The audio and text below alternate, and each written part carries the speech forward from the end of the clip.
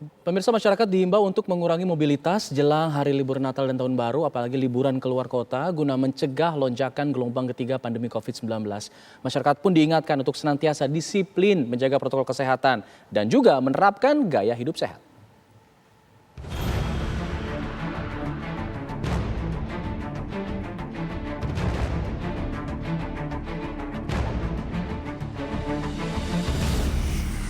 Menyambut periode libur Natal dan Tahun Baru yang tinggal menghitung hari, varian COVID-19 Omikron masih menjadi ancaman terbesar. Tingkat penyebaran yang lebih cepat dari varian awal membuat Omikron harus diwaspadai. Masyarakat diimbau tetap mempersiapkan diri menghadapi Omikron di penghujung tahun yang kerap jadi momen liburan keluarga. Larangan yang sifatnya kerumunan dan keramaian perayaan pada masa Nataru ini berlaku umum, ya. Apapun level PPKM-nya. Ini yang harus dilakukan secara konsisten dan konsekuen dan disertai dengan literasi sehingga masyarakat merasakan bahwa ini memang penting karena situasi masih serius. Kita belum keluar dari situasi pandemi.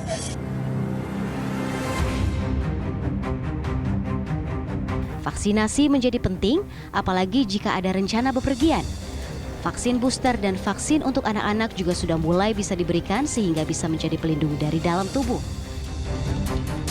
Tes COVID-19 sebelum bepergian juga harus diperhatikan untuk memberi pencegahan sehingga tidak menyebar luas.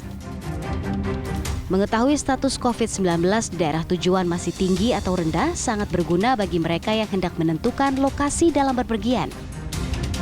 Memastikan ruangan tempat tujuan memiliki ventilasi yang baik, sehingga aliran udara bisa leluasa masuk dan keluar untuk meminimalisir penularan di dalam ruangan. Yang paling penting, tetap berhati-hati meski negatif tes COVID-19. Menerapkan protokol kesehatan sudah menjadi hal yang wajib dalam kondisi apapun, sehingga penularan bisa dikendalikan. Olahraga ringan, walaupun ringan itu harus tetap diupayakan. Satu hari minimal stretching exercise ya dengan waktu hanya 15 menit itu udah cukup. Kemudian ditambah lagi dengan gaya hidup, kita harus rajin berolahraga untuk sekaligus untuk berjemur dengan matahari di sekitar sebenarnya yang paling ideal sekitar pukul 10 sampai pukul 12. Terus kemudian yang paling penting adalah pola makan. Protokol kesehatan yang tetap harus dijalankan dengan baik ya, minimal untuk memakai masker, rajin cuci tangan ya. Memastikan dan menjaga kondisi tubuh fit sebelum bepergian dengan mengkonsumsi makanan sehat dan tetap berolahraga dan istirahat yang cukup agar imun tubuh terjaga. Ya, lalu kita bicara dari sisi kesehatan, apa saja yang bisa dipersiapkan dalam menghadapi ancaman varian Omikron jelang periode Natal dan Tahun Baru ini. Kita sudah bersama dengan Dr. Grace Hananta selaku pakar kesehatan holistik yang juga merupakan Satgas COVID-19. Selamat siang, Dr. Grace. Halo, selamat siang Mas Alfat. Sehat ya, Dok ya? Sehat, puji syukur, dalam keadaan sehat sejahtera. Iya, kalau kita bicara masalah dari sisi kesehatan nih, Dok. Dokter kan pakar kesehatan holistik. Jadi menyakup semua, tidak hanya fisik atau gejala klinis begitu ya. Nah, apa yang kemudian harus diperhatikan ketika kita menghadapi periode liburan yang cukup panjang dan juga di tengah ancaman Omikron, Dokter? Ya, yang pastinya untuk seluruh para ibu-ibu ya, karena kan yang pastinya merawat keluarga harus juga dalam kondisi yang tetap tenang, walaupun memang ada varian baru yang ada mengancam gitu ya. Tetapi kita harus tetap tenang menghadapi, mempersiapkan diri dengan pola hidup sehat dan bersih agar kita yakin bahwa visi kita itu juga sehat dan juga melindungi keluarga. Dan jangan lupa protokol kesehatan sangat penting. Karena dengan kita memakai masker dengan benar, terus kemudian kita mencuci tangan, menjaga jarak, saat ini juga ditambahkan dengan vaksinasi, maka itu bisa menurunkan resiko kita tertular dari infeksi COVID-19, bahkan dengan varian yang baru nih, si Omikron. Nah, kalau misalnya ternyata terkena pun, kita terlindungi karena kita sudah vaksinasi sehingga mengurangi resiko infeksi sampai keparahan dan bahkan mengancam nyawa. Gitu. Ada yang kemudian sudah vaksin 2 kali dosisnya, tapi kemudian masih ragu-ragu, masih takut. Terus dia suntik lagi vitamin C, ini lagi tren juga kan, banyak suntik lagi vitamin segala macam gitu. Ini efektif nggak untuk mencegah adanya penyakit masuk atau virus COVID-19 gitu?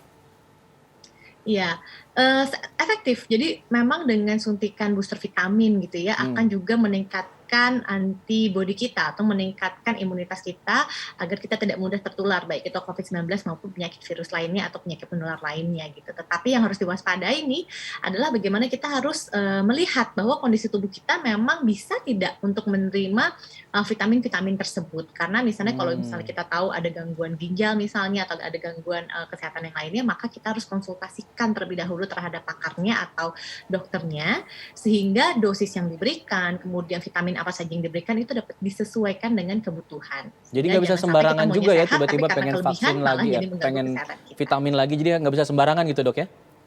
Yes.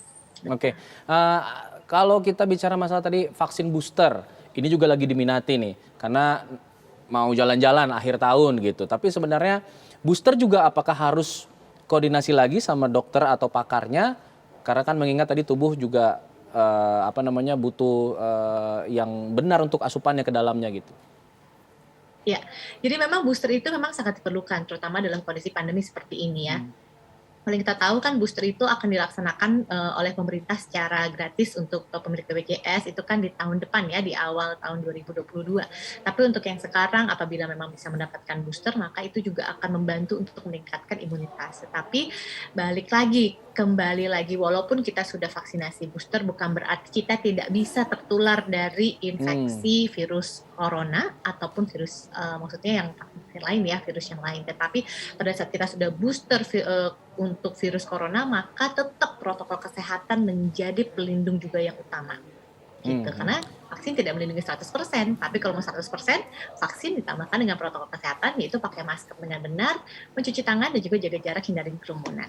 Vaksin dan prokes penting. Oke, tapi kalau kita bicara dari sisi kesehatan, kalau dia ternyata memang harus bepergian di akhir tahun ini bersama keluarganya, apa yang harus diperhatikan dari sisi kesehatannya? Ya, yang pasti harus mempersiapkan diri untuk meyakinkan bahwa diri kita sehat dan prima terlebih dahulu. Gitu ya. Jadi jangan sampai pada saat kondisi pergi itu tuh kita kayaknya kecapean, kurang tidur, kemudian karena misalnya packingnya terlalu sibuk gitu ya, jadinya kita lupa bahwa istirahat itu menjadi suatu hal yang penting untuk supaya kita bisa bepergian dengan aman. Kenapa? Karena kalau kita kurang tidur, kemudian makanan kita juga kurang baik sebelum kita berpergian, itu kan dapat menurunkan imunitas kita.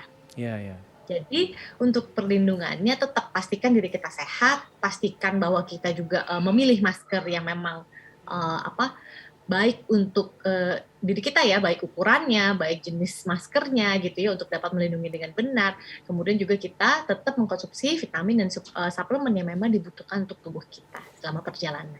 Nah, bicara masalah minum vitamin, suplemen, ini di pertengahan tahun lalu ketika COVID lagi tinggi, banyak nih asupan vitamin yang masuk ke tubuh. Jadi imunnya juga cukup baik. Tapi ketika sekarang kasusnya sudah mulai rendah, sudah mulai kendor nih minum vitaminnya. Apakah kita harus seperti itu lagi seperti pada saat puncak COVID kemarin, kita tetap asupan vitaminnya sebanyak itu atau bagaimana sebenarnya dok dari sisi kesehatan?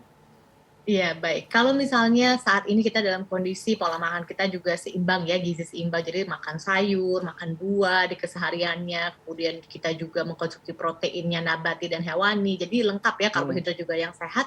Maka sebetulnya vitamin-vitamin sudah terkandung di dalam makanan kita gitu ya.